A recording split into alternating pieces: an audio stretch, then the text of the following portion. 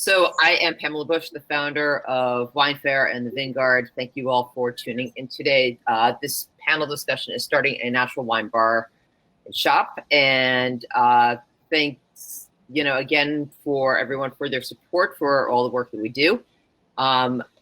If you want more information about the Vineyard and the kind of work we do, which includes the Wine Industry Equity Pledge, forums, and of course, Wine Fair, just shoot us an email at info@thevineyard.com. And this is going to be a great panel with wine bar / wine shop owners from not only all over the United States, but also from Spain. So I'm thrilled to have Bianca Sanon as our moderator today, and I'm going to let you take it away, Bianca. Thanks, Pamela. Hi, everyone. Welcome. Thank you all for joining us for our panel on starting a natural wine shop / bar as a part of Wine Fair 2021 Bottles Without Borders. As Pamela said, my name is Bianca Sanon. I am the co-owner, operator of Paradis Books and Bread in North Miami, and we'll be opening in a couple of months, which is pretty exciting. And I also wanted to give a special thanks to our sponsor, Raisin Natural Wine app, for helping us make this conversation possible. And just a little reminder for panelists to mute yourselves if you're not speaking, just to keep things pretty easy for guests who are attending. And for our panel today, we have Molly Ringe of Molly's Bottle Shop in Seattle, Jessica Moncada of Alkali Rye in Oakland. We have Sarah Pierre of Three Parks Wine Shop in Atlanta, and Alba Aponte of Al Sur de Granada in Spain. I hope I did that right. I'll let these lovely folks introduce themselves, describe their shop, how long they've been open for, just a little bit of background for everyone. So I'll start with you, Molly.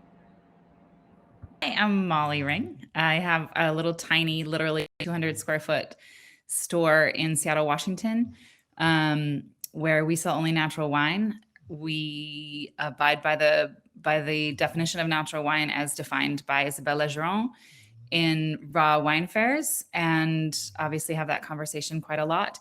I'm very lucky that we just opened a second store in another part of Seattle, West Seattle, which is 10 miles away from my first store. And yeah, super honored to be here and looking forward to hearing Alba's story.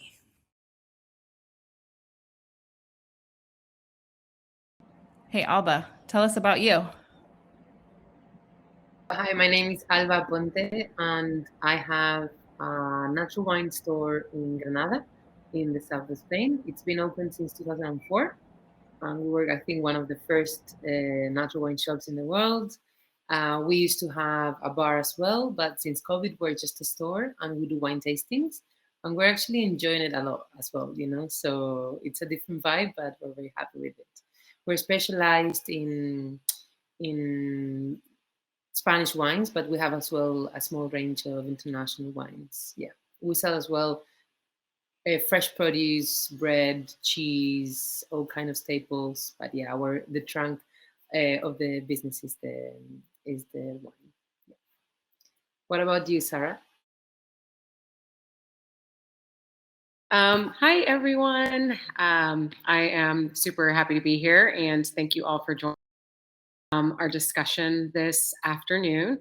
My name is Sarah Pierre. I'm the owner of Three Parks Wine Shop in Glenwood Park. That's in Atlanta, downtown Atlanta. I have had the store since 2013, so we're 8.5 years in. Hopefully with a second location in the horizon, and similar to Molly, I'd like to be within like the 5-10 mile radius of my current location. I don't exclusively sell natural wines, but our store is predominantly natural wines, but everything, every bottle is still focused on small production, whether it's organic, biodynamic, sustainable, with also a large portion being natural. I took that shift pretty early on in the business, and it's been going really well, and Atlanta is super receptive to it. So it's really cool seeing the natural wine scene in Atlanta grow. And that's it. I also, like, I will sell meats and cheeses and crackers and snacks and all the things, all the temptations for all the people. But it's fun. It's been a great ride. And I'll pass it on to Jessica.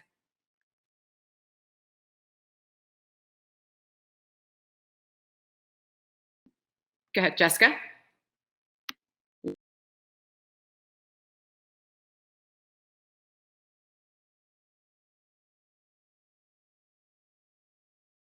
If I can try and unmute, give me a second.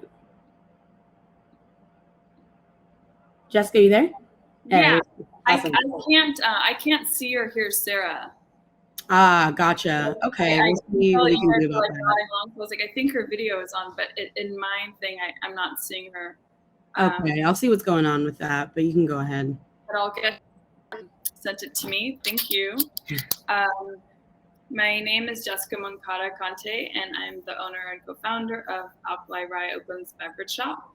And we are located in Oakland, California, right at the top of our wonderful Lake Merritt.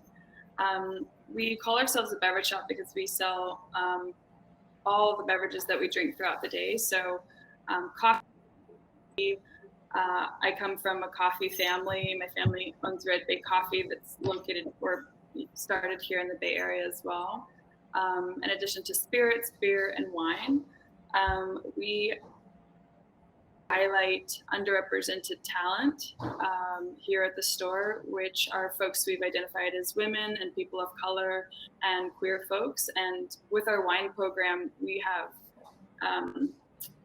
really kept it within that framework too. With our spirits, we've kind of ordered across the board, but we wanted to have a really focused wine program. And it's been challenging. And then also I've just been learning so much about all the different makers in wine. And yeah, I'm excited to be here with you all today. Awesome. Thanks so much for sharing, y'all. I guess we should probably get into it. I feel like you all have a really beautiful kind of like different backgrounds in the way that you came about it. And, you know, for natural wine shops, sometimes it's difficult for people to decide kind of like where to go or which shop to go to. But I think it definitely, that kind of like decision when people decide where to go to, I think is attached to the ethos or kind of like the personality of each shop. And so I think from that, I think I want to ask where your experience started and where the inspiration came from for you to start your specific business. So I know a lot of you came from a restaurant background and a very extensive restaurant industry background, but then you switched over into the retail side of things. And when you do that, I feel like you need to kind of have your specialty and kind of like what sets you apart. So I would love to hear your experience and kind of like where you got the idea to be like, I'm going to transition over to retailer. I want to open a shop, and what that was like and where you're at now in terms of running your shop. Sarah, if you want to start. So my entire career has been in food and wine. I definitely thought I was going to work in a restaurant. So it was a big shift for me to go from front of the house, floor manager to working in retail. I actually thought I was leaving the business altogether. The restaurant grind really, it kicked my butt, and I thought I was out.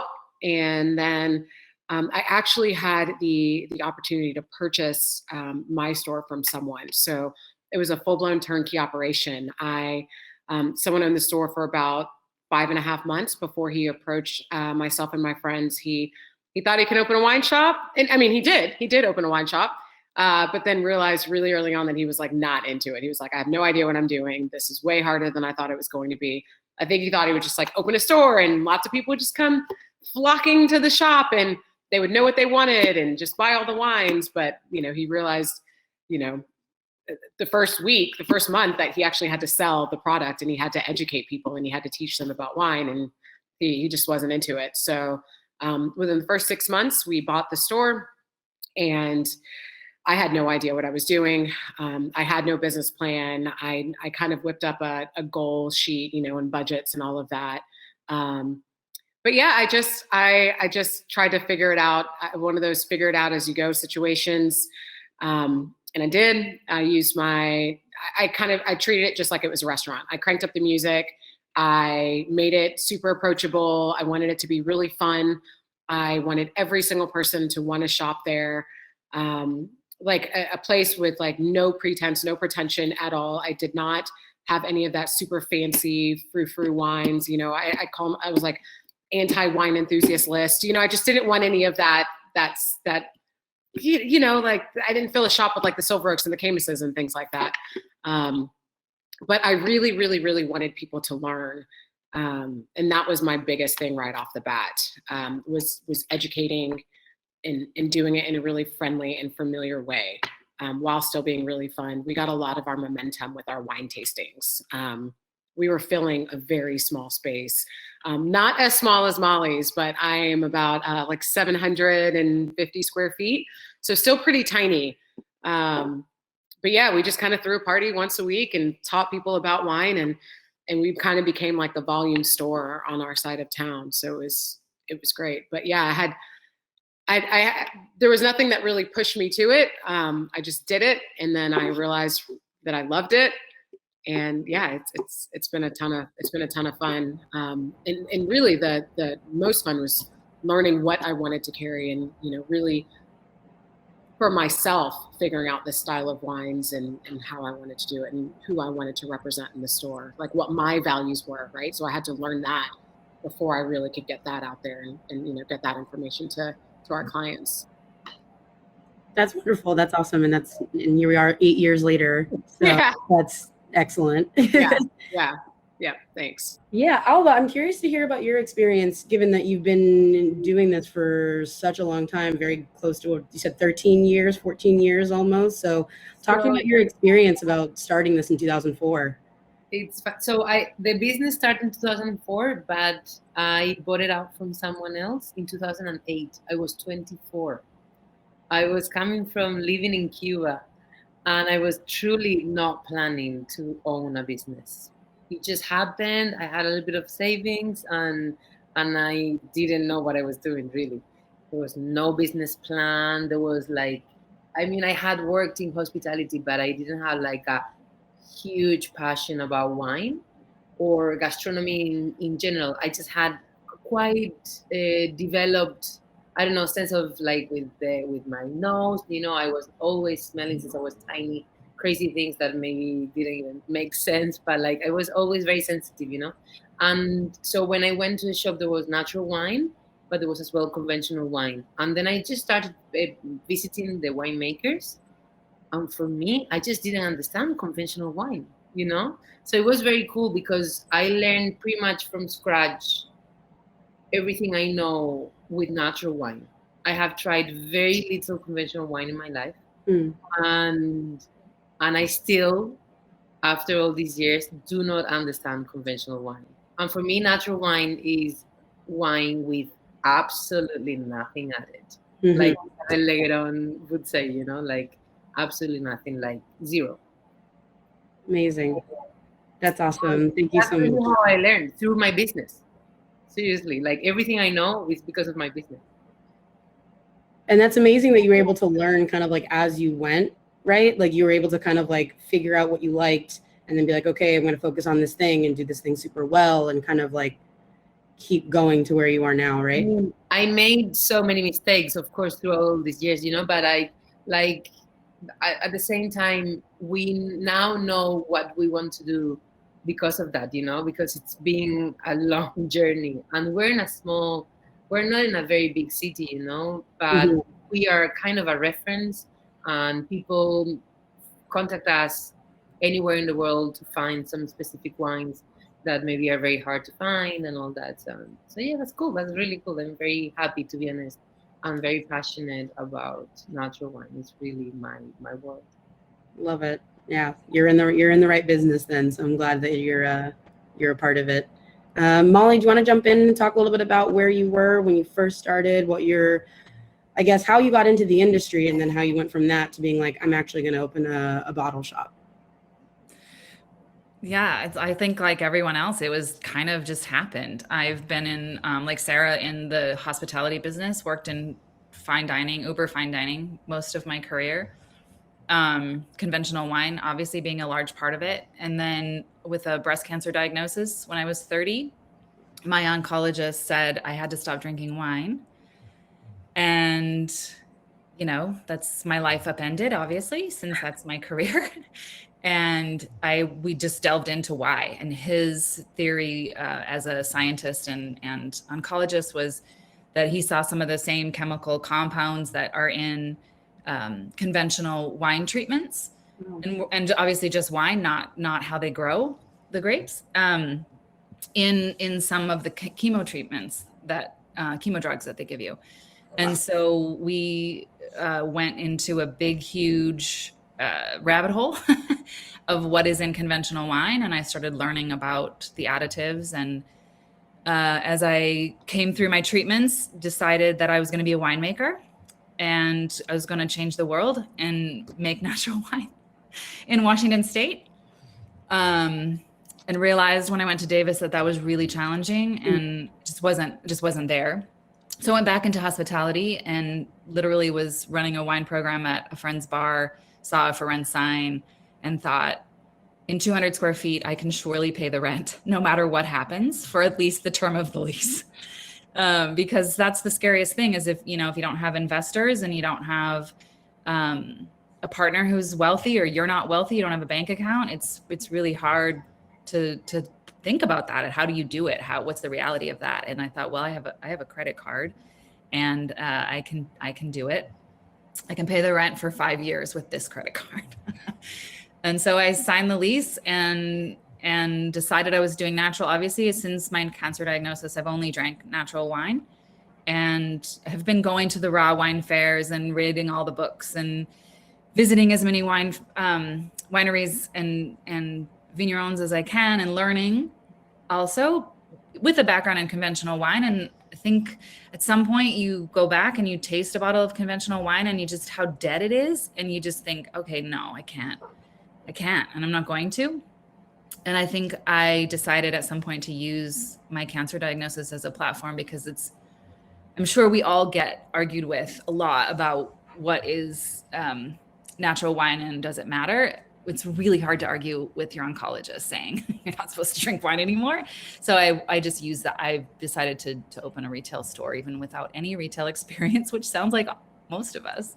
And it's been really successful. I've only been open 18 months. So it's been 4 months before the pandemic. But like Sarah, I do tastings, and I've just been really about education and let's talk, and hey, let's just open it up. You know, I don't tend toward the funky personally. And so being able to have somebody walk in and, let's open up an Amarone. You think Amarone can't be good natural? Let's try it. And then they're just like, poof. And so it's been really, really powerful, awesome experience. I'm really honored to be part of the community and really stoked to be in this group and meeting women that are doing the same thing. Yeah, it's really cool. Molly, thank you so much for sharing. That's like really, and we're really, really happy that you're here, kind of like representing natural wine. I feel like in a different lens, but like from a health perspective. And I feel like that's a bigger conversation I really want to get into later in this convo. I feel like Alba and I started getting into this conversation a little bit like last week, and now I'm like, cool, now's the best time to do it. So we're going to get there. Jessica, I just want to hear really quickly from you. And I feel like you also have a similar perspective to Molly, but slightly different, because you did open in the middle of the pandemic, right? So you opened last summer. And I'm curious to hear what that was like for you, as far as like starting up, and what got you to be like, you know what, doesn't matter, now's the time to do it. Yeah, thank you. Yeah, people have often told us, oh, you guys are so brave for opening in the middle of a pandemic, but really the paperwork was signed at the end of 2019. So moving forward either way,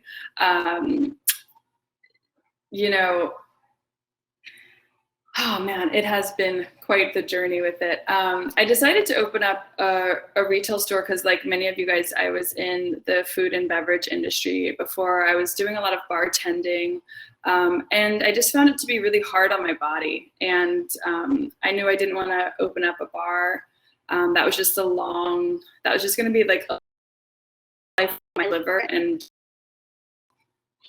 I think that retail is often in the heart of any like really strong city. Oakland used to have a really, really thriving retail scene here in the like 1940s, and we've really had a decline in the past, 50 years or so. And so just wanting to infuse Oakland's retail, in addition to all the wonderful bars and restaurants that are open. So that was the main impetus for like wanting to open a store. Like, how can I stay in this industry, but within a realm that could give me like some normal waking hours, basically. And with the pandemic, we were like, oh, let's wait a few months and let this blow over, because we were supposed to open, I think, in like March or April. And so we months, and then we were just like, oh, we just have to open, and we just picked a weekend in June. Come on our 1 anniversary. It's amazing. It's tough, and it's tough to kind of make that call and be like, you know what, we're just going to adjust. I feel like most people obviously had to pivot when the pandemic hit, and so it's interesting to kind of like start off from that kind of like pivoted perspective and then be like, we'll just adapt as we go, right? Yeah. And we're really an essential business too. That was like right, really great about, and compared to like a lot of our comrades who opened like restaurants and bars, it was really tough. But we saw so many here in Oakland, as all of you guys did cities. For sure. So I want to ask kind of like a two-parted question. Maybe the first, I kind of wanted to ask, what do you need to know besides the logistical stuff? What are the things that you feel like you need to know? And like kind of, I feel like everyone has a very similar start, which I think is very different from a lot of other people, where it's like you just kind of fell into this place where you had the opportunity, you saw the place, and you're like, I guess I'm just going to go for it. But what do you think is the important like logistical stuff as far as like just going for it? Like what, whether it's financial, whether it's location, what are some of the logistical things that you feel like were necessary for starting? And then beyond that, what are the non-logistical things? I'm curious for whoever wants to pick it up. I don't need to. I can start. I found right away. So I immediately started minding my numbers. I call it, like, I looked at my books daily. I pretty much could tell you what was in my bank account every single day for the first 2 or 3 years, almost down to like a few $100s. Like I knew like every check going in, every check going out, every payment. I mean, you name it. I was in my books. That was mostly just because I wanted to, the goal that I always say, like, your goal is buying power, right? So eventually you want to, and I don't have a lot of space at all. I have zero storage. I'd be mortified if I showed you guys where I kept wine sometimes, but like the goal though, is to be able to at least be able to buy in some sort of quantity. And I don't know. I think I was always just trying to have some sort of like stash, right? Because I was just like, I just want to buy 5 cases, like that was like the goal. I remember just trying to get 5 cases of wine of something. Because like I said, I just started the shop. So it's not like I had like this abundance of cash in the bank account. But I was like minding my numbers at all times. I was always looking, I always I knew I wanted to hire someone. I knew I wanted a manager. I knew I wanted multiple employees. I wanted to be able to get, the 5K drops. So I will always say, like, that's the most important, not only building the relationships, because I guess maybe the number one thing is make friends, right? Like, dive into the community, like, love the people who are coming in. Like there's, to have a retail store, to run the retail store means you have to, right? The point is to be a community, and you really genuinely have to like the people that are coming in. Like, if you don't, I don't even know what the point is. I don't know what the point is, but but after that, second to that, second to loving the people is knowing the numbers. Because if you just look at that once a month, or if you're just letting your accountant or your bookkeeper, if you even have one of those, kind of handle that, then I don't know. I don't know where the longevity is, unless you're just like an entrepreneur at heart, like you were born to do it and it just comes that naturally. But to me, those were the two most important things right off the bat: is the relationships with your distributors, first with the customers, with the distributors, with the suppliers, with the importers, and then minding those numbers, like looking at that account every single day. That was like everything. That's all I did in the beginning was focus on that. Thank you so much. Does anyone else want to jump in on kind of that? Yeah, I mean, I would agree. The numbers are really important, and also I think opening expenses. I think we all have seen so many people, especially in the restaurant business, open up, and they're in the hole before they even start. And if you can do it without getting in the hole, or without, for me, having investors, then we can watch our numbers and be part of our community in a much less scary way.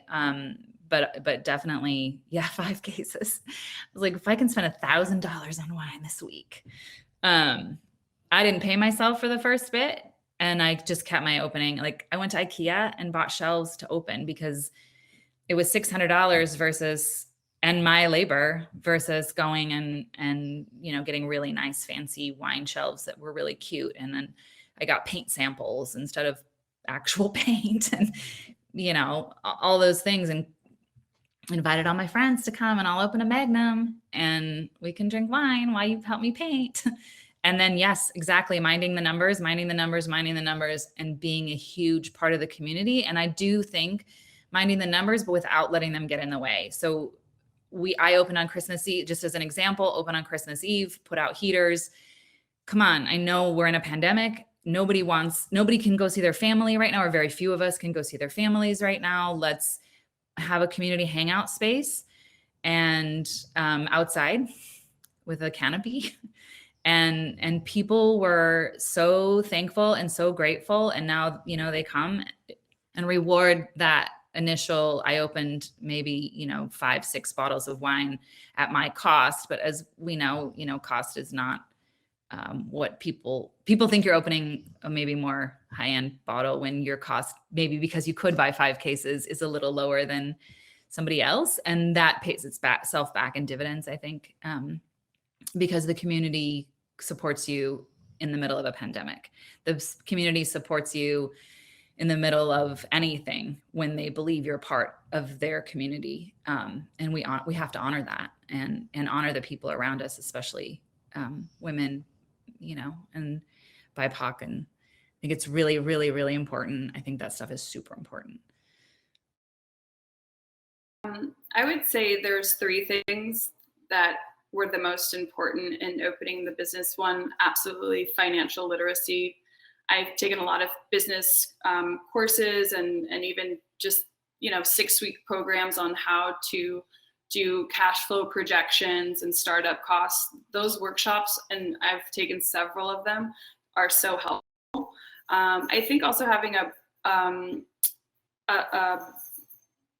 a mission statement and brand guidelines, or some sort of document that will keep evolving actually over time, but that you can always go back to when you're making decisions. Because at some point you have to make so many decisions that it's really easy to get veered off. I almost put a fluorescent light in here, and then I had to remind myself what our vision was. And I'm like, oh no, that's not at all aligned with what we're trying to do here. And then I would say the biggest thing out here, it depends, of course, what state or country you're in, but understanding the licenses around alcohol and tasting license, because you can't just put a bottle shop or a wine bar anywhere. You can't just taste wine anywhere. So really understanding what those laws are and what you want your business to grow into before you any lease anywhere. We also bought from an existing bottle shop that was here, so I was able to buy the license. And I also really recommend that method and I'm happy to share more of that, although it's a little bit more detailed. But the licensing and understanding that, I think, is definitely one of the big moves to understand before you move forward. Very quickly, because you guys have said it all, no? But yeah, money, like 100%. Money, like my business has been very close to close down twice. Yeah, because it was really difficult in 2 moments, you know. So that, and then choosing, like, kind of smelling what is gonna be good, you know, like, I don't know, checking that small or young winemaker that you can tell is gonna be good and be the first one. You know, I've done that many times, and most of the times it's been amazing, you know, and then maybe this person will prioritize you, and then if someone wants the wine, needs to go through you. And like, you know, I have a few, I don't have a huge selection, but I have quite a few wineries that I get requests from all over the world, because it's very hard to find the one, you know. So you guys can do that with, like, you guys are in America, well, maybe, I don't know, to put a stupid example, I don't know a lot about American wines. I don't know, Tony Coturri, you know, that is like a legend in America. Well, maybe his wines, I don't know, I'm getting maybe some special cuvées, getting something, you know, like I get asked, can you find me this? And I said, if it's available, I can find it, because I have put a lot of energy on having very good relationship, not only with customers, you know, like, it's funny because when we were a bar, we're a small town, but people would come once and they would start following us on Facebook or Instagram, whatever, you know. And then the pandemic came, and it was funny how many people placed an order, and maybe they were in our place 5 years ago. I was really amazed, you know. So that's very important, relationships in both sides. And then I hate wine fairs. I mean, this one is nice because it's virtual, but I hate wine fairs. They're so, I mean, I try to go first thing in the morning, and I just taste whatever I really want to taste. And then I'm just talking to people, because you can't taste. It's too much noise, too many people. You forget and all that. But, you know, but you have to go to the wine fair, you know, because you have to be seen. You have to go and say hello. And then it's so funny, because you went to the wine fair and you had a quite more interesting conversation with that winemaker, and then you have a special request anyhow, and you call the winemaker, and the winemaker remembers you, you know. So at the end, it's all about connecting with people on both sides, you know. So that's what I would say. Alba, I think you're saying the thing that everybody feels and nobody wants to say about wine fairs. It's like, I have to be here. I want to be here, but I have to be here. And it's 4 o'clock and I've had too much wine and I'm tired. And like, no one really wants to say it, but no, honestly. And I think it makes sense too, like building connections, having the foresight. And I think that speaks a lot to, which I think maybe the next thing that we talk about is kind of like your ethos in terms of like, you know, it's connected to the question of, you know, how do you decide what you're going to specialize in? But I think ultimately, if we're all planning on serving natural wine, I think it's also like, how do you decide what your definition of natural wine is? I think that's something that's really helpful for people either who want to start a natural wine shop or have a natural wine shop and they're like, how do I keep going? Like, what is the thing? How do I define myself? And I think it's important to have that conversation, and maybe we don't spend too much time because we have other things that we want to talk about. But I do want to hear a little bit, because I know Alba and Molly, I feel like you have very clear definitions of what you think natural wine is. And Sarah, I know you carry wines other than natural wine. And also Jessica, I feel like you carry a lot outside of just the wine world. So I would love to hear a little bit about kind of like your ethos in terms of the beverages that you do carry, why you decide to carry them, and kind of like how that relates to you specializing what you carry in your shop. Yeah, so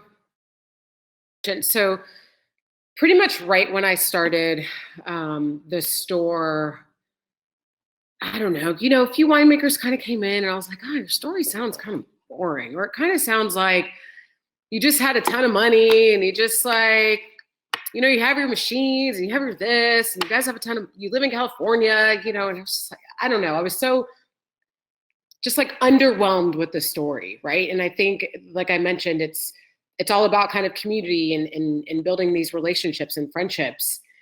And I don't know which winemaker, like, I don't know who what the turning point was or who it was that came in and they were like, you know, and I was with my dad when I was 5 and then this. I'm like, oh, your parents, you know, like, so then it becomes this story and it becomes this, you know, then we're talking about now me buying this wine, then in turn supports this family and you know, this 3rd generation winemaker who still lives, you know, with or next door to their great grandparents who, you know, employ other people that are also in this region. So once I kept hearing that story, I was like, well, that's who I want to support. I'm a small business. I'm 1st generation Haitian American, you know, like to me, I'm like, well, that's all I want to buy. I only want to buy wines that I know have some sort of story where there's a family behind it. Right.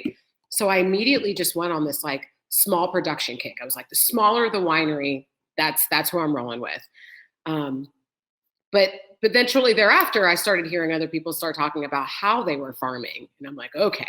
And I've always been part of the good food movement. So it just made complete sense. I used to tell people, like, if you don't go through a drive-through every single day, why would you drink like drive-through style wines? Right. Like, so that was it. I was like, okay, well, now I'm not going to sell drive-through wines. Now I'm not going to sell wines that have these chemicals.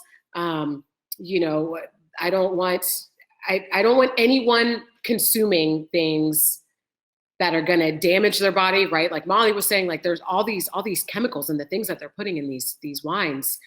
And then, you know, once I heard that there was like Roundup happening at wineries, I was like, yeah, no. And I call it the secret room, you know, the room that they'll never show you at a winery tour. Like it's like the door that they'll never open when they're walking you through. And it's like the chem lab. You know, that's where all the chemistry happens. That's where Mega Purple is. That's where just, you know, all the things that they never want you to see. It's where the beakers are, you know? So I was just like, okay, well, I only want wines that don't have the beaker room. I don't want the chem lab. Like I just, so, you know, I'm asking people, I'm like, so do you have the beaker room in your winery? You know, I'm asking all these like random questions to people. And this was early on, right? This is like 7-8 years ago. And they're just like, I don't know, you know, and you start talking about farming practices and who's making the wines, how they're being made. So I don't necessarily put like a clear, I know there is one. I don't put like a super clear definition on it. What I know is I want nothing in the product. I want it to be from grape to bottle. So no additional sulfites added or sulfites that are added just to stabilize the wines. Like I still want the wines to come to me sound. So I don't love the funky. I don't love the flawed. I don't love the mousy wines. I mean, I carry them because people come in, they're like, I want the wildest thing you have. And I'm like, all right, well, here you go. You know, it's still natural. I don't love it, but here you go. You know, if it has like too much VA or too much mouse or, but what I know I don't have is the chem project. So even the wines that are not necessarily classified as like natural, like I said, they're still going to be organic. They're still going to be biodynamic. There's still going to be a story behind it. And every once in a while, if I have to get something in my wine club or, you know, my 6 for 60 area, I'll have something that is a little bit more mass produced. And we're pretty clear about it. You know, we'll just tell people, you know, it's like, this is $9, you know, but it's okay because at least you're still buying it from us and we're still putting back into the community and we're still donating. And, but yeah, that's like I said, I don't necessarily define it to people per se, but I know that there's a purity in every single bottle that we have in the shop. Awesome. Thanks so much, Sarah. Appreciate that. And if anyone else wants to chime in, Jessica, go for it. Yeah. You know, when we were opening up our store, there's 2 wine shops that are really close by, and one is an all natural wine shop and the other one is just down the street.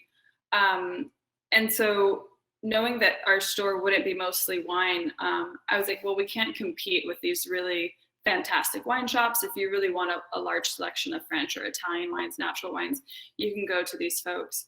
And Benny Ing, who is a sommelier out here in the Bay Area, was really just, uh-oh, you guys lost me? Yeah, we can still hear you. I think everyone can still hear you. Well, I'll just keep talking then. Yeah, go for it. You know, just knowing that we couldn't compete with, or how could we differentiate ourselves, and learning about some of the homophobia that exists in wine communities, learning that there are more Black winemakers than, you know, Brown Estates and McBride Sisters, who are wonderful, but just like learning. And so we were like, okay, here's how we're going to, you know, insert our activism into our store as well. And so with the spirits, you know, really buying across the board, but keeping our wine program really focused. And I've noticed that when speaking with reps, you know, we just sent out something that I was just like, hey, we are interested in women producers, POC producers, Black producers, Indigenous producers, everybody in that, put them to the front of the line. And people really are like, oh, I don't have anything in my portfolio. You don't have one thing in your portfolio that fits that criteria. And in that moment where people have to kind of, they're doing business, I feel like it's been really something that I want to continue to reverberate. And so, yeah, that's been kind of our focus with our wine program, and really how we shop in general. I've been learning so much about whiskey and rum, and so much of it is tied to American history. So much of it is tied to colonialism. That's a much larger conversation. But when we really start looking at who's producing what and the stories behind it, it gets really fascinating. It'll start to inform a lot of your, I think, choices and even as a buyer, you know, what you want to buy. I'm going to refresh here. So.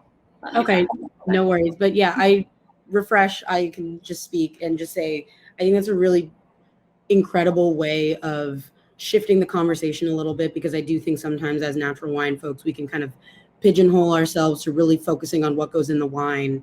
And a really good friend of mine, you know, she spoke about wine and natural wine and winemaking process as like terroir being attached to also the people who make the wine and the people who are involved in the vineyards and the people who help make the wine what it is, and they are a part of that story. And so if we're not talking about who's making it and how it gets farmed and who is just involved, I think we're ignoring a really big part of what makes natural wine important. And we're just focusing on like the little bits of like, well, are they farming organically or biodynamic, or are they spraying? But it's like, are the people who are making this wine, are they being empowered? Are they being uplifted? Are their stories being told?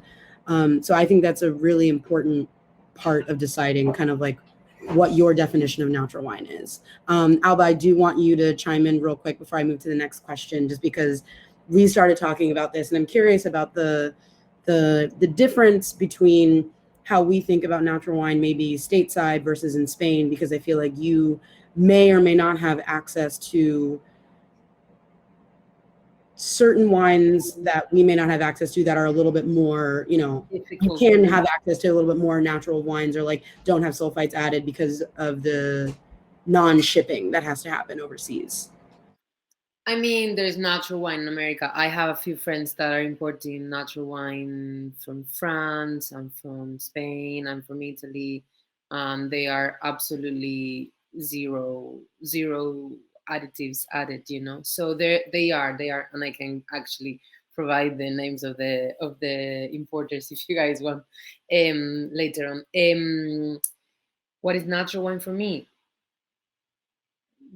Wine coming from grapes that are organically grown, organic or biodynamic. You know, if you can do biodynamic farming, that's amazing. And then in the cellar, nothing added, nothing removed.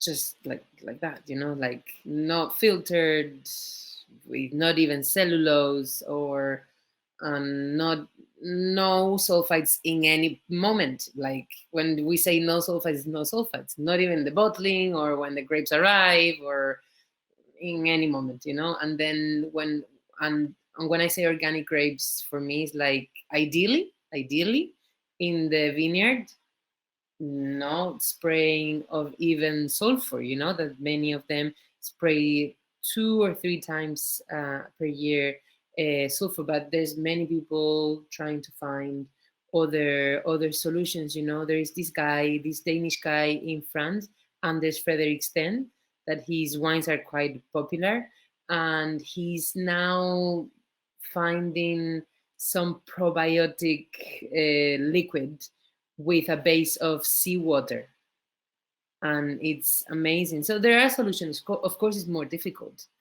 but how cool is to find something absolutely natural, you know. So, but I sell all the drinks. We have specialty coffee, we have single farm tea, we have craft beer, we have distilled drinks. But yeah, they're all complements.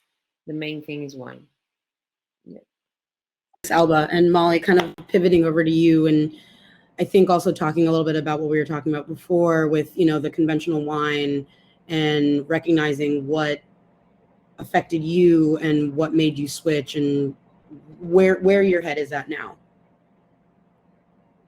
I think for me, it's very easy to say, it's easier to have a conversation about what's in conventional wine, the top 3 additives, top 5, because then you can say, I think Sarah, maybe Jessica said, it's people don't know.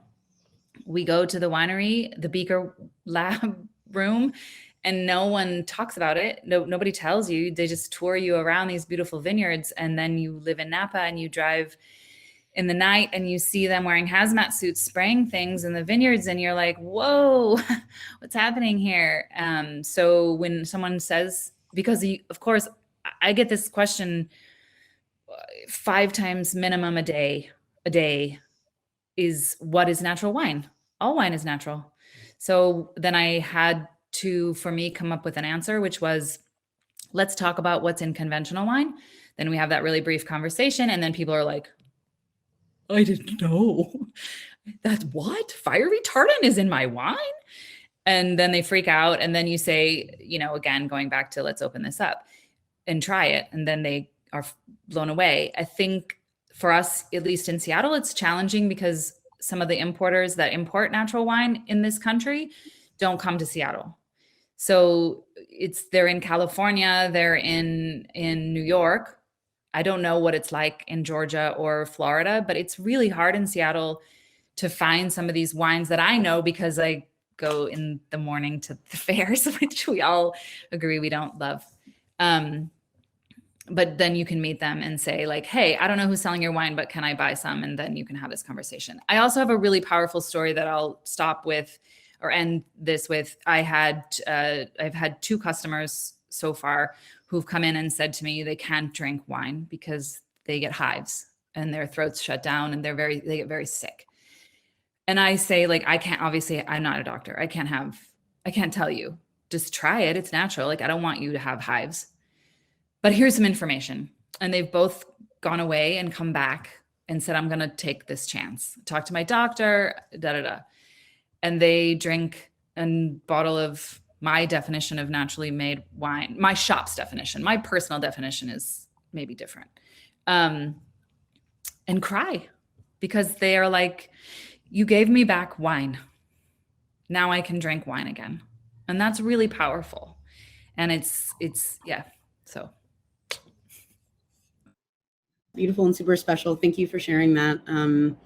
Yeah, I think it matters how, I guess, we define what is natural or like what are the beverages that we choose to carry, because I do think that it speaks to, it educates people, and it also speaks to kind of like our own personal beliefs and what we find important and what we want to share with other people, the stories that we want to share. So thank you all for chatting about that. I have 2 more, we have about 10 minutes before we switch over to Q&A, and anyone who's following along. If anybody wants to ask any questions, you're more than welcome to ask in the Q&A section. It can be anonymous, it cannot be anonymous. But I do want to get through 2 more questions, and I think maybe I'll just ask both, and everyone can kind of respond to whichever question they want to. So one, I guess, is, you know, the classic, what are some of the things you wish you knew before opening, right? Like what are some things that, like, now you've been into it maybe 18 months, maybe over a decade, maybe over a year, what are some of the things that you wish you knew that you definitely know now? And then the second thing is, how do you, well, I guess, what is the biggest challenge in instilling a natural wine specific mindset for customers, if that culture didn't exactly exist already? So maybe that's specific for certain areas, but I'm just curious about, so for example, I'm in Miami, Florida, where definitely the energy for natural wine is picking up, but say maybe 4 or 5 years ago, that was not the case. And so I guess, what is that biggest challenge in convincing someone, say, like, listen, this is what I believe in, this is what you should drink, if it's not already kind of widely accepted already? So those are the 2 questions. Maybe I'll start, Jessica, with you, if you want to pick up one, whichever one or both, whichever you'd like. Yeah, I'll answer the latter part of it because I was still thinking about natural wines and what that means to me. And I guess the one thing I knew before I started was what a natural wine was. I don't know if you guys have experienced this, but I feel like in my community out here, people love saying pet nats and they love saying natty wines. And I think people like that idea more than they actually understand what it is. Because I remember my friend was like, oh, are you going to have pet nats there? And I was like, yeah, of course I am. And I was like, what is that? And she was like, I don't know. And, you know, and it's just, it feels very like cool girl to be drinking, you know, this and saying it, like natty wine is fun. I understand to be like 0, 0, 0, right? Like no additives and nothing. And still, you know, my background is in spirits, so still learning more about these like other harmful ways and additives of wine.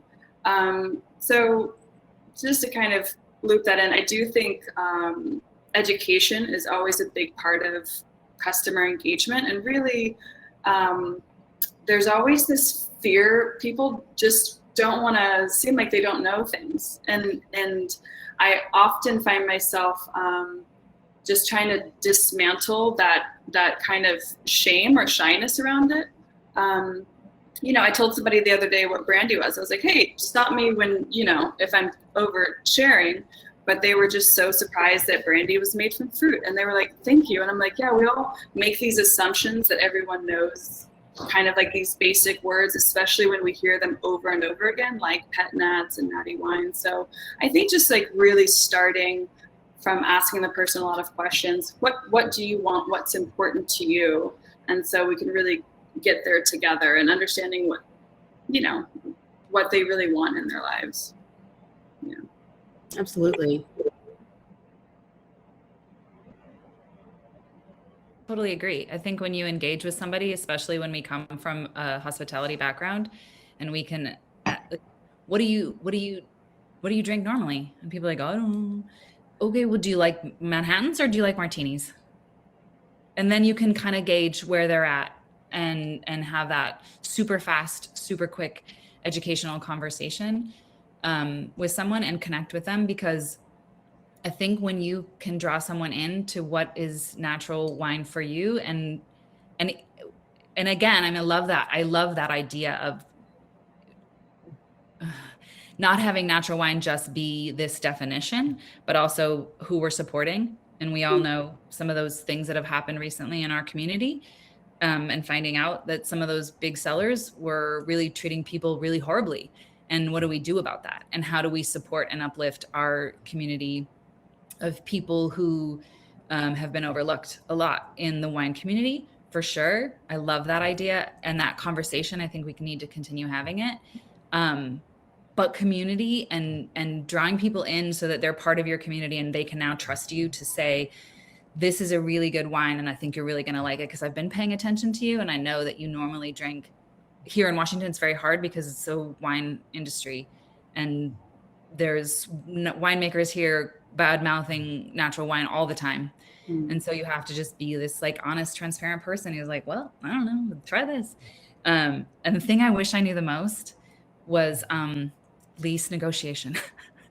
I learned so much with my first store that when I opened my second store, I negotiated the hell out of that lease. And yeah, super strong advice when you're opening a natural wine any store. Negotiate that lease and know what CAM charges are, know what triple net means, know what you can handle, and what is a water pass-through charge going to be. Because if you're paying more at per square foot than you are in your house, there's a problem. So negotiate lease. That's super important. Thank you for sharing that. Sarah, Alba, do y'all want to pick up on one of those questions or both?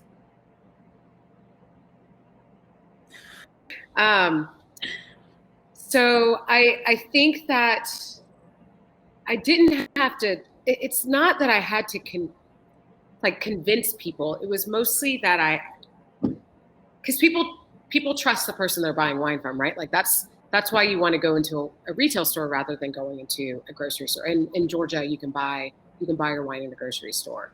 Unlike some states, you have to go only to like a liquor store to be able to do that. And I guess even then at the liquor store, they're just selling liquor. They don't necessarily know about all the products that they're selling, and they're not on hand selected. But I will say, for the most part, a consumer going into a retail store, especially like a smaller, air quote, boutique, right? Retail store, there is a trust factor that's there. So when they come in and they're like, hey, I'd love X brand, I'm like, okay, well, we don't have anything like that. However, I think you might like this because of this. And then I have to do the side note, like, mind you, it's going to be a little different. There's going to be a little bit more acid, and there's going to be, so I'm like, it's going to be similar, but it's not similar at all. But I think you're going to love it. Right. And then my biggest thing that I always tell people, and I ask them, I'm like, if you could just report back though, if you could come back and let me know exactly what you did, what you liked and what you didn't like about it, so that we can steer you in the right direction the next time or get you a little bit closer to what your preferences are. And I think that statement alone, just like asking them back, genuinely asking them back to give their opinion, whether they like the wines or not, gives them a little bit of comfort and a little bit more trust, which means they're probably going to like the wine anyway. Because, if someone's like, you're going to love it, they're like, okay. I mean, you're like, I guess I love it, right? We love this, right? You're at the dinner table like, we love this wine, don't we? It's not always the convince. And then there's some people that are just like, you guys are weird. I don't know what y'all are drinking. This is crazy. I got to go to Total Wine. And I'm like, it's okay. Like, we're not for everyone. And I didn't start Three Parks to be for everyone. I started Three Parks Wine Shop for, I guess maybe kind of like-minded people. And there's plenty of like-minded people to be able to pay the lease and all the staff. So it's good. It's good. But I didn't have to, it wasn't that much work getting the trust of the people in the community, for sure. Awesome. Absolutely. And anything that you wish you knew? Everything. Besides everything, of course. Man, I wish that I could talk to the first 200 people that walked in the store. Like, I wish, because they were like, this girl has no idea what she's talking about at all. Yeah, I mean, everything. The lease, getting better pricing even for a wine that someone like 2 miles down the road is paying for, and I'm paying a higher price and they're paying less. Pricing my events at a fair price instead of undercutting myself because I wanted to give everyone a deal. Mm-hmm. Giving out discounts right off the bat, thinking that in a bar, in a restaurant, we had a comp tab, so you just like give things away because that's what you thought you were supposed to do, to get more regulars, and you give a free shot away. So I'm like, here's 10% off, come back. I don't know, everything. There's so much that I went, it also too, and I started, like I said, 8 years ago. I wish I had a mentor or someone that I could talk to. I wish there were panels like this. So it's not even like, what did I know? What didn't I know? I just wish there was just like the resources that we have available now. Absolutely. Yeah, that's a big one for sure. Right. Well, we're just at I guess 5 o'clock Eastern time, 2 o'clock Pacific time. So we're gonna pivot over to the Q&A. So I guess some folks who are tuning in, thank you again. Added some questions that I would love to be able to get to. Hopefully we'll get through as many of these as possible. Let's start with from Caitlin. For those who have multiple locations or offer both bar and retail service, when did you decide to expand? Our shop also opened in December 2020, so also a pandemic baby. So shout out to you guys. But when did you decide to expand? Either if you did bar and retail or have multiple locations? I opened a second location. The decision was, it fell in my lap. It was lease negotiation. It was a community in my area in Seattle that was completely underserved, not served by the natural wine world at all. It's a friend who wanted to have a store and lost his job during the pandemic, and his wife lost her job during the pandemic, and they needed to find something. And all of those things combined, obviously I looked at the numbers. Obviously I made sure that I was not going to close down my original store just to help a friend and maybe possibly have another store. But I would say making sure that your first store can support whatever it is you've done originally. So if you have employees, if you're paying yourself, which you should do, that's maybe to go back to the original, one of the other questions, what I do different is pay myself from the beginning. So that's built in to the way I look at numbers.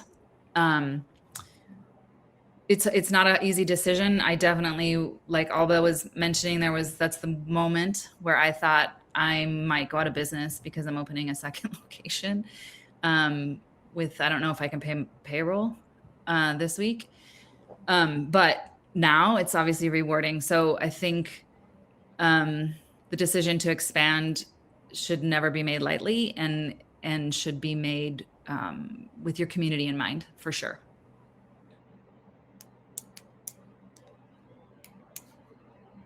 Also, sorry, really quick, the power, like Sarah said, the power to buy more wine because you can get lower prices. Yeah. I made the decision not to expand. We have a beer and wine license, and I was just dreaming about having this like summer parklet and sipping wine outside with friends, and it was really hard to let that go. But when I thought about it, I was like, we could be shipping more wine, we could be having more wine clubs, we can be doing a lot more internally and make sure everything is tight before we expand, because then that's wine glasses, that's labor, that's a parklet, that's outside when it's cold.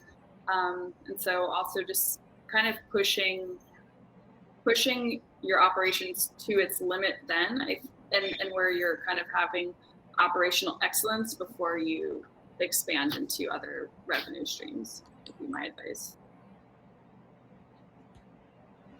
And Alba, I actually do want to hear you talk a little bit about how because I guess this is a little bit of the opposite, but in the same realm. So you were a bar and a shop first, and probably for a while, but then during the pandemic, you've been just a shop. Do you want to talk a little bit about that and kind of like what that switch up was like, either for like the community and for yourself? You know, for a long time, I was like, maybe I will be more efficient if I'm a shop. I always had it in my head, but I was never brave enough to do it. And then the pandemic came. There was no choice. I didn't close not even one day during the pandemic. I converted the business in 24 hours. You know, I changed everything and became just a shop. And I have realized that is way, but way more efficient to just be a shop than being a shop and a bar together.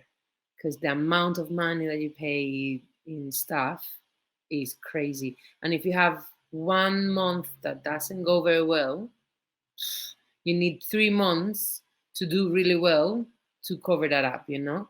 And with retail is just fantastic. I just love retail, But retail is it's just great. And a part of the numbers and all that, the relationship with the customer, they have, because in the moment you're sitting down and someone is there, you just think you are the queen or the king of the planet and you can demand whatever you want. But if you are buying a bottle of wine and someone is explaining how is the wine, you feel so grateful.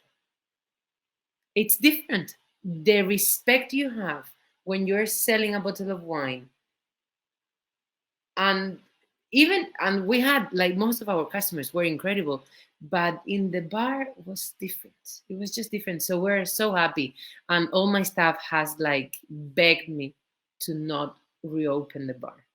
It's funny. And then you have a way healthier lifestyle. It's super nice to have dinner every night at home. Very nice. It's very, very nice. And I am really excited. And I prefer to like put a lot of energy on social media, on the website, and get as many licenses as I need to sell all over the world, and be able to like meet some producers and tell the story of them. But there's other people interested in doing wine bars. They can do it. I'm happy to do the chef. Let me just be very open, I love it. Thank you. Actually, I'm going to piggyback off of that. There's another question that someone asked that I think is relevant for everyone else as well. Christy asked, as a small shop owner of 120 square feet, who is also new, how did you change your marketing and customer interaction during the pandemic? I don't know, maybe Sarah, Jessica, if you want to pick that up. So it was, I feel like I'm like the queen of pivot, right? Like, so I didn't necessarily turn like a bar to a store, right? So it wasn't that kind of pivot, but I definitely went from having people in, from being a volume store with tastings twice a week, events, offsite events, in-store events, to not having anyone come in the door. We sold wine at a table. We set up tables outside in front of the store so no one could come in. The pandemic hit in March. It was warm, we're in Georgia, so not even a month later. So we're sweating to death. We're selling wine outside. We're on the curb. We had to immediately get these like handheld devices, like it transition. But with all of that, I created an online website. And then I had to immediately start talking to people.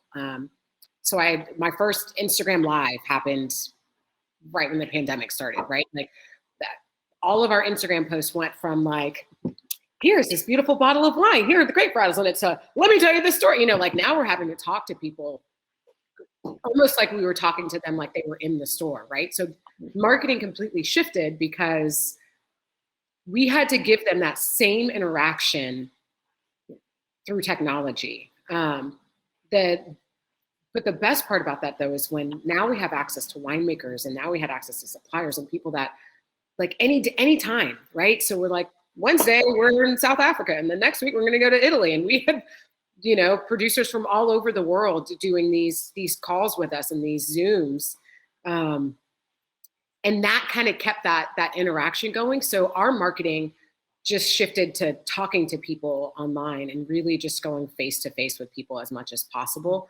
I don't know if that answers your question, Christy, but it really was just showing humor through a post. I mean, we always have. I've really been into social media a lot, so but it was like we just had to kick everything up, like 17 notches instead of a notch, but it was definitely like showing as much person, not taking the salesy side part of it out and just like saying like, remember us, remember why you loved us, remember why you came all the time, like reconnecting through technology. In our website, when you look at like the wine description. Just one moment, because I want to say something that it really, really, really, really, really worked so well for me. And I just didn't have time to type. I was getting a lot of requests on Instagram, on DMs, and I just couldn't. There were too many, so I started offering to everyone to do a video call. It was crazy. It was crazy. It truly changed everything. Wow. And I would do, okay, let's do a little tour. And I would go out and I would say, oh, look at the arch. Because I'm like in a really historical area. It's like 1,000-year-old neighborhood, you know. I said, so this is the arch. This is the first house. And this is the facade. Because some people have been there like a long time ago and the facade has changed and all that, you know. And I said, okay, so where do you want me to go, you know? Oh, go to chocolates.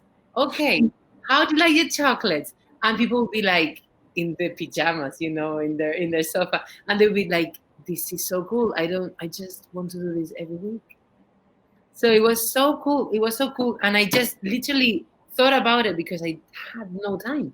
It was mad times, you know. Last year in this time, most of my staff were so scared. I was working like 100 hours per week, and there were so many deliveries of like all kinds of the local, in a moped, national chill delivery, and then Europe. And I had to like really be very efficient. So live video shopping, I think that's gonna be a thing in the future, but we can use it now, you know?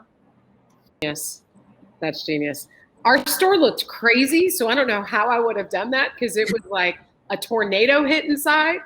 But that is genius. Like to where I'm like, I have to do that now. I have to figure out how to do that now. That's great. All right, I'll move to the next question. So this is a two-parter because we also have I believe it's from the same person, from Adrina. And I know it's going to be a complicated thing to answer, but I'm curious, especially because there's a range of sizes and shops.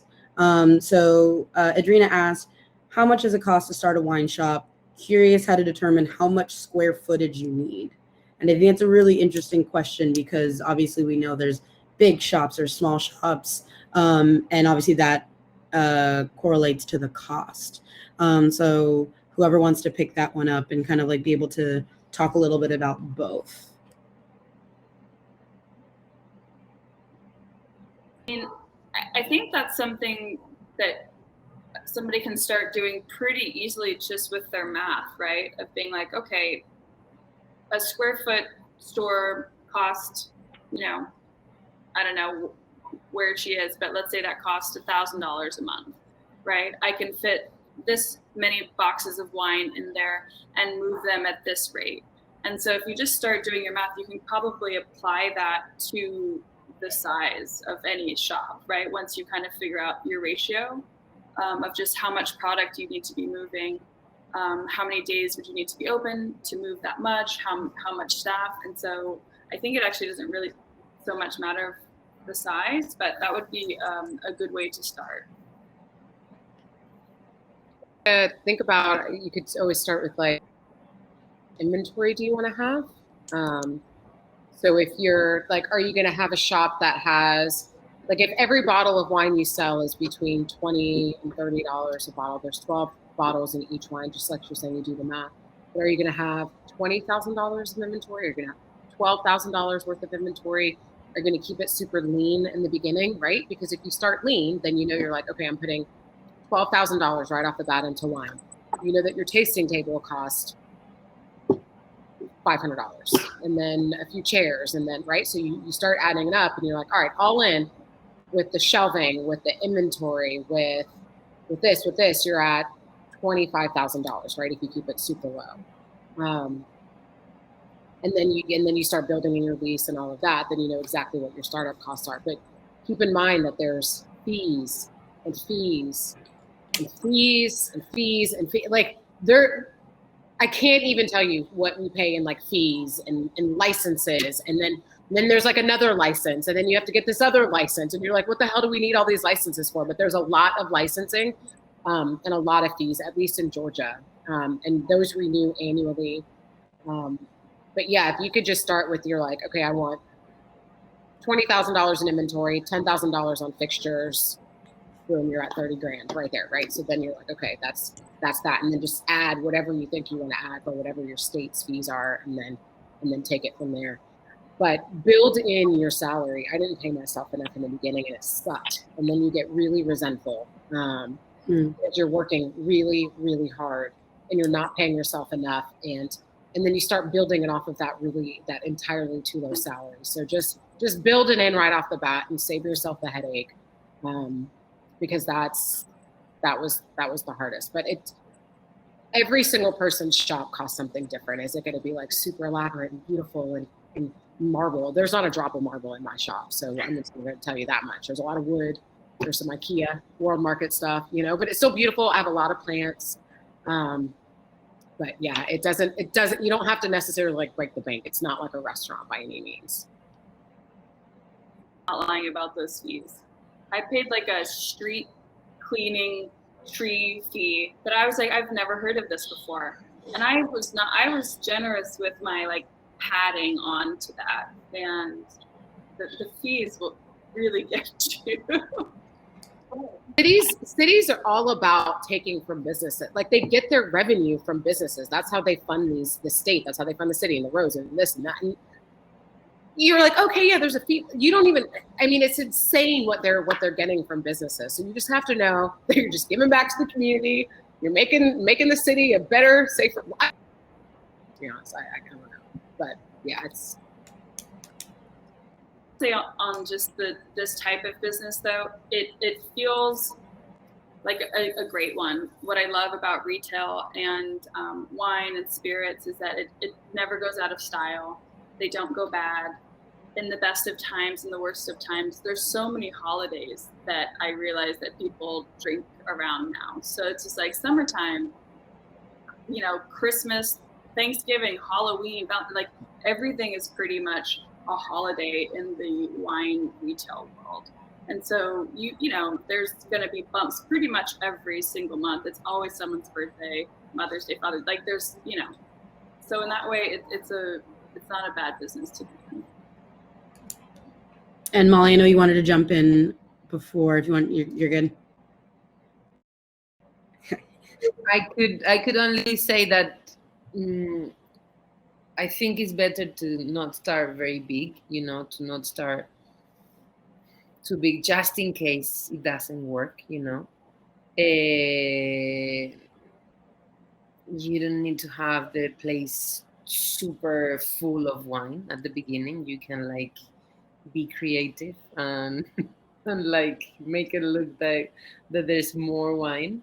And just, slowly, whenever you can, you start buying those 5 cases that Sarah was saying, so you can start getting better prices and all that. And of course, whenever you can, you start having more wine. Maybe if the unit doesn't have so much space for storage, maybe you can find it's not my case. I have a cellar downstairs, but I know the shops that they have a little storage unit somewhere else, where they store wine. And because for some people it's quite important to store wine. I know a lot of wine shops that they like to, because now they have the buying power, to buy vintages, store it, and then sell it 2, 3, 5 years later when the wine is incredible, and maybe charge a little bit more, of course, definitely. You're not working for free. But yeah, but I wouldn't start very big, just in case, you don't need, you can I started with IKEA shelves, and then one day I changed it. I had a carpenter that did some beautiful bespoke shelving units, but for many, many years I had very cheap IKEA shelves. So yeah. All right, we're going to try. We have about a little over 10 minutes, so I'm going to try to get to at least 2 more questions, hopefully 3. So the next one I wanted to ask, let's see, where is it? What are the biggest things distributors need to say / know when selling to natural wine shops? I feel like, Jessica, you were talking a little bit about that earlier, so I don't know if anyone else wanted to chime in with that. What are the biggest things distributors need to know or say when selling to natural wine shops? I have a partner that owns a wine distribution company, wine import company. Sorry, he doesn't distribute really. And I would say I think you need to know what you want in your shop, because you have to have a relationship with your importers and distributors, and you have to know and be able to trust them, because I have a million times, not a million, that's not fair, a lot, caught people out just because I went and did the research and was, you know, they're not my definition of natural. They're using inoculated yeast, lab yeast. And I clearly say you have to have natural yeast for my store. So I think we have to have and build relationships and communities with our natural, or our importers and distributors, just as much as we want to build and have relationships with our community. They are part of our community. They will sustain us. If they are not in business, we are not in business. We have to understand tariffs. We have to understand what it's like to be in a national importer who's based in New York, does not understand the Seattle market. They don't understand the Georgia market. They don't understand the Florida market. Like it's very different. What is a direct importer? What is a national importer who distributes? What's a distributor versus a DI or direct importer? What is pricing built into that? Unfortunately, we can't go out into the community and get to know, we can't go to Spain and can't go to Italy and say, oh, I love all these wines, I'm gonna bring them into my shop. We have to find out who imports them, who distributes them. We have to understand that what they're building, and where they also have to have their market. They have to pay their people. They're supporting, support and find people, importers and distributors who are supporting the people that are important to us. They're supporting women. They're supporting the BIPOC community. They're supporting Indigenous, like all of those, whatever is important to you. But hopefully, if you're watching this, they're important to you. And don't ask for deals so much, because unless you're buying more, because I understand like our margins are thin too, so are theirs. And if you build a relationship and you understand that when you buy something that they are like making also money to buy and support. How many of us know importers who have gone out of business because they didn't pay, and their producers now aren't getting paid? I have a very good friend in Italy who had to sue his importer to get paid, and they owed him $20,000, $30,000. That's a lot of money. It's a lot of money for this guy who's wrapping blankets around his fermenters in the winter. And if we aren't paying and we're asking for deals, then they aren't being able to pay. So relationships and community, I think, are really, really, really important to with our distributors and importers as well, and really understanding where they come from and building that trust. I think it's really important. Thanks for that, Molly. That was awesome. Appreciate that. I think we'll do one more question, because I would love to get everyone to chime in on this if it applies. I'm pretty sure it does. Emily asked, could you talk a bit about how you've set up your wine clubs within the shop, and what portion of your revenue leans on this, and maybe some creative ways you've looked to boost signups and grow this channel? I think that is I'm actually super curious to hear y'all talk about it, because for our place, we also are going to have a wine club, and I think it's really interesting how people shape them, and whether you call it a wine club or whether you sell, wine packs or curated, whatever it is. I'm super curious to hear your experience with that. I can also ask the question again.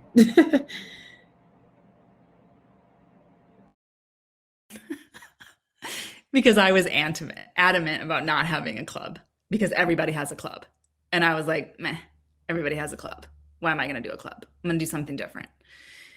And then somebody pointed out that it's like guaranteed revenue and I could pay people with it. And I was like, oh, and everybody was getting laid off at that time, right? It was the pandemic. So I was, okay, well, if I can hire people who are desperate and freaking out about losing their income by having a club, okay, I'll have a club. I don't do necessarily the idea of percentage of revenue. I do, what can I hold in my store? What is my niche? What am I going to do? How am I going to be different? How am I going to set myself different than the 20 other clubs that are in my community? And can I have, let's say if I can sell 60 clubs memberships, I can pay two women who need jobs and are amazing and deserve to be supported and not have that take out of my revenue from my shop, so that I can still be a profitable shop outside of that. So if the club allows me to support people in my community, then that's where I go with how I look at my numbers. But more than anything, I would say be different if you can, and however that looks to you. So for me, I get to travel and I get to see and visit other people. And so I can negotiate and say, okay, I'm going to buy a pallet of your wine and then I'm going to put it in my club. Again, going back to the relationships with distributors and importers. So you have that relationship with someone that can bring that wine in for you. And then you can offer something different that not everyone is doing.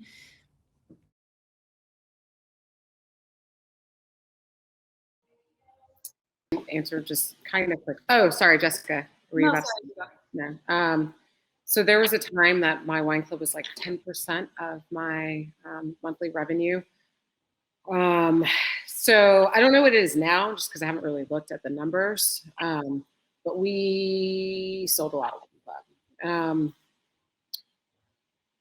And now I have to like change my wine club. So I have to charge more. I'm still charging what I charged 8 years ago. And as you know, the wines have been, we call it terrified. So they've been tariffed, all the prices are going up. I mean, it's just like, it's impossible. So as you can imagine, the quality of the wine is starting to change that I'm putting in the packs. So now I have to make the decision to increase the price of my wine club, because it no longer really like aligns with us, like with the store. So we're having to put stuff in there that we don't want to put in the wine club. Or we're having to recycle more wines. Like year after year, we're starting to use the same wine. So if you've been a wine club member for 5 years, then you're starting to see a lot of repeat, right? That means you might have had the same wine like at least 4 times. Our wine club wines typically don't hit the shelf. If they do hit the shelf, then we can't reuse them, because we don't want our wine club wines to be wines that we don't want to like, oh, this month's wine club, and it's something that you've been buying on the shelf for 5 months. So they're always like new products that we're putting in. We offer a discount to wine club members, and we are only on wine club wines, but now we're going to offer a discount to all of the wines in the shop. So we're going to make it like super exclusive. We're gonna have like a wine club card. We're really gonna beef up our wine club and try to make it like 20% of our revenue. And I say that because Georgia now has delivery. We can't ship wines. We can't put wines in the mail, but we can deliver wines. So if we can add in an extra like $10, $12 just for delivery, we could spend like a day or two straight up delivering wine club wines to people. And it's guaranteed. We just put people on subscription base, and we didn't even realize how many people wanted it. So our website now allows like just automatic payment, or whatever it's called, automatic withdrawal. And it's been like, it's pretty legit. So we're going to do that, and we're going to do automatic delivery fee, and then boom, boom, we're doing it. So we're kind of really into our wine club right now. Like we talk about wine club almost every day, and we didn't used to. But now we're kind of changing. We've been pushing off clubs for a bit. I have to say, like, the store often feels so curated that it's sometimes a little overwhelming to start this additional curated selection on top of things. We have decided to do clubs that are based off of our values and mission. So I think, aiming to launch our clubs in June, it'll most likely be a Pride, celebration pack, and it's going to be, queer producers of wines and spirits. Not really sure what percentage of our revenue that's going to be, but hopefully a lot.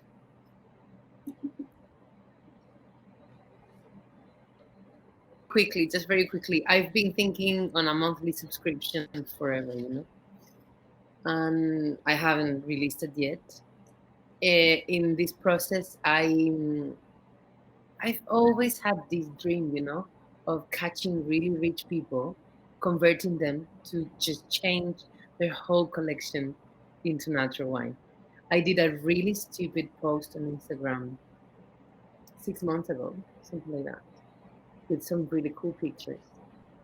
And I got so many people, not so many, but a good amount of people with a lot of money, with horrible wine in their cellar. And they were like, this is embarrassing. I was like, why are you talking about it? They were like, after like kind of following you and all the people, you know, we just want to change all our wine. And we were like, bring it on, you know. So right now we're like really into that. And it's so funny. You just need to like understand the way they think, because they think in a different way because they have so much money. But it's amazing, you know, when you get into their brain, they're like, okay, I trust you, just give me the best of whatever you can find, you know. And it's cool because it's an extra revenue that I never had it before. But there's so many rich people in the planet. Let's just put natural wine in their cellars. You know, why not? I mean, wine clubs are good too, you know, but like, let's do both things. Wine is not cheap though. Like I find it's expensive. I mean, you can get up there with your bottles, you know. Media cafe is not cheap. Let's have These this conversation. It's not These cheap. people have expensive wine with shit. Like, it's so embarrassing. So like, seriously, they have so many bottles of like 200, 300, 400 euros. And it has so, you get a headache. It's like, okay, listen, get good wine. If you can have that much of money, I'm gonna find really cool things for you, but just drink good stuff, you know? So yeah, like seriously, how many, like even like in America, there's even more wealthy people than in Spain, you know? So if I can do it, you guys can do it. All right, y'all. It is about that time to wrap it up. Thank you so much. I love chatting with you all. Hopefully this isn't the last time we get to do this. But thank you to everyone. The schedule next up, we have I'm going to tell you in 3 seconds. I had it pulled up just so we know that there is another session going on, I believe, in the next 30 minutes. Let me just pull it up for everyone so I can tell you what it is. Amazing. Okay, so at 3 o'clock, it's going to be starting a natural wine or natural import and distribution business. That's going to be going on in the next 30 minutes. I just want to say thank you again to everyone who's here, who chatted today. And I also want to say thank you to our sponsor, Raisin Natural Wine app, for making this conversation happen. And enjoy the rest of your day, y'all. Thank you so much for coming in. Appreciate it. This was awesome. You guys are great. Thank you. Bye, y'all. Thanks, Thank you. Bianca.